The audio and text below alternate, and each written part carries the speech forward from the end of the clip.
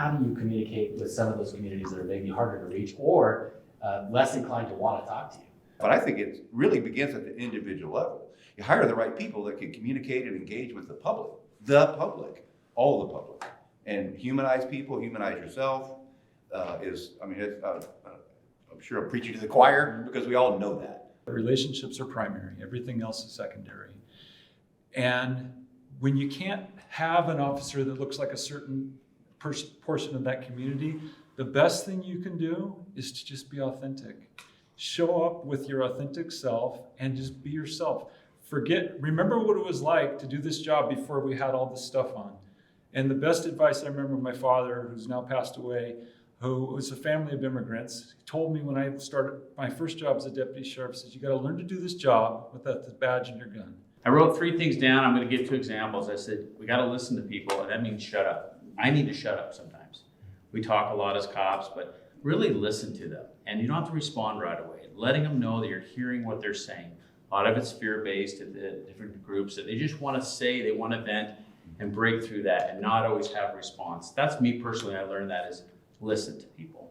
I put be present. You got to be out in the community. Even if it's for a short time, you got to be out there for your troops, but also for the community. They have to see the leader because it starts with the leader. And then I'll reiterate what it said. It's about relationships before the crisis happens. If you don't have that relationship, there were times in the middle of the night, I made some phone calls we had some officer-involved shootings that were considered controversial. And I made some phone calls kind of going, uh-oh. I go, here's the news.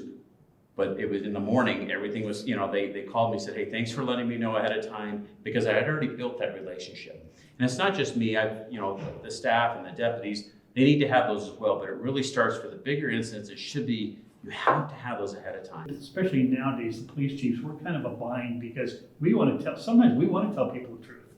But then you have the risk manager, you have the city attorney and everybody behind you say, don't say anything or just tell them this, and it's not really genuine. We have to couch your words and be very careful what you say in the community. And the community knows that. So then that's when they demand more transparency and they want to see more information because they know that we're holding things back. So I think that's important. And one of the things I like to do, and it's just me, and Bill will tell you the same thing, when I have to have a meeting with somebody and maybe you might be a little uncomfortable or it might be controversial, I have a lunch meeting. Take them to lunch, buy them lunch because people act totally different instead of in your office or talking to them across the desk when you're breaking bread with them and just having a meal with them. And you can have a much candid conversation. And so that's how I do that. What do you think our current biggest challenge as police, the profession, and as chiefs are when it comes to community?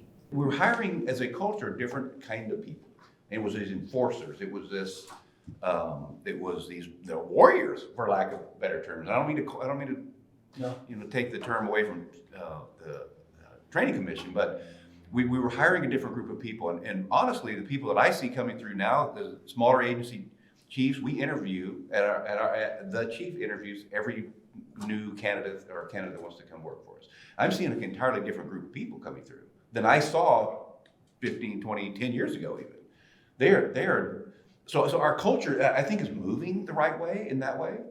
But I think we got to where we are now because of some, we kind of ran a little bit unchecked, if I'm honest, as a culture. And I remember we had a chief that said, remember the golden rule, the point, he who wears the gold makes the rules. Go back in your house or we're going to arrest you too. That was kind of the culture at the time. When I was a new officer, and I've seen that shift really slowly over time, but since 2015, it's clearly a monumental shift. I'm really concerned about the mental health of our people, everybody, even the leaders in law enforcement. We got to talk about that. I'm seeing it, at least at the sheriff's office and others, of people really getting out early, saying, I just can't do this anymore. I'm frustrated. I want to help people, but I feel like I can't help people. That's why most people got in law enforcement, was to help, right? At some level. The minute that people feel like we are an occupying force in their community, they don't want to pay taxes to that. They don't want their children to go up and get in that profession. They're going to talk them out of it. And so then we work in this vacuum. And it doesn't matter how much we try to do outreach and stuff. If people don't know us and don't know the profession and don't know us as individuals and as human beings, that's going to impact everything we do. How do you, chiefs, sheriff, how do you ensure that culture in Memphis doesn't happen in Vancouver or the center? I mean, really, how do you make sure that it never crops up, not even in one little tiny unit? What do you do? And what I've told people is, we have a policy manual. If you were to print it out, it's that thick. But if you can honestly tell me that you gave your best effort, if you did something that was the right reasons, and it was really what I'm talking about is emotional courage, and you treat other people the way you'd like to be treated, because everyone you come in contact with is related to somebody. They didn't just spontaneously appear. So I will back you up. I don't really care what the policy manual says, but you got to be honest with me that you follow those 3 simple rules. That first line supervisor is a key. When we promote people, we promote good people, but are we teaching them enough? Are we holding them accountable? Are we guiding them along the way? Wendy?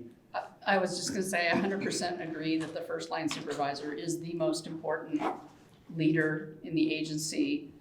But you have to make sure you select the right people for that job, and you have to reinforce and model the behavior that you expect. So I think in law enforcement, we've got to break through this, who you are is who you are. And eventually, if you are doing things you shouldn't be doing in your off time, it will come to on time. I've seen it. Everybody in here has seen it 1,000 times.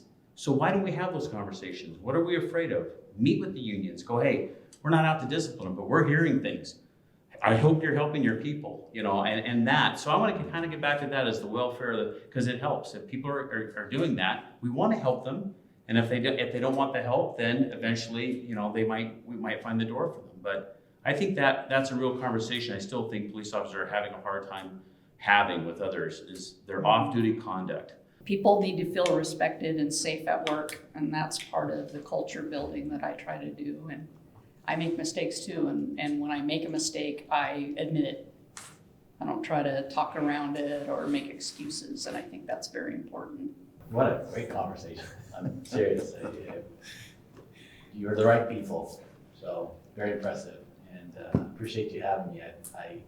I learned a lot of these, and I really thought that was fantastic. So thank you very much. Thanks for coming. Thank you.